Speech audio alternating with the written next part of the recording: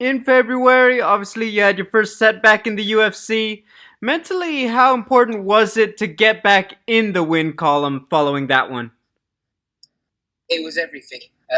In the UFC, it's stacked with talent and the roster's forever changing, so you can't afford to have too many losses on the trot. If you do, then you're probably going to be out of a job. So, it was nice to obviously get in there, get the win, and get back to winning ways. Yeah, I had a lot of pressure on that one coming off a loss. So, I hope that the crowd enjoyed. Well, not the crowd. I hope the fans enjoyed the fight. Obviously, with it being a decision.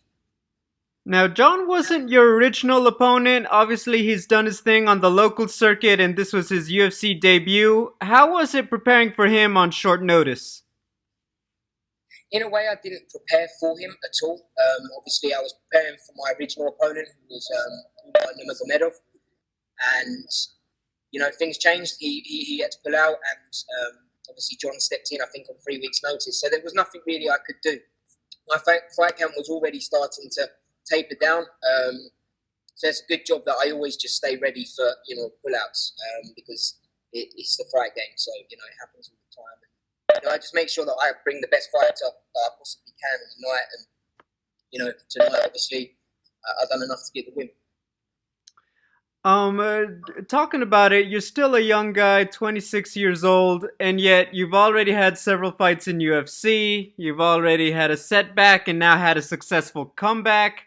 I mean, how do you process everything? You're still so young in your career, yet you're just blazing a trail. How do you keep yourself grounded? Good coaches. I've got my dad, who's one of my head coaches. He's on me whenever he thinks something's going astray. So, if I'm ever kind of going in the wrong direction slightly, my coaches will pull me straight back in. And luckily enough, they never really have to do that. I'm a pretty sort of humble guy. I just come here, I do what I love for a living, and I just better myself. And I'm not now looking too much into the future. I'm just enjoying every day as it comes. So, fighting for the UFC is amazing, and whoever the matchmakers want me to go up against next, I'd love to get back in here and come back to Fight Island.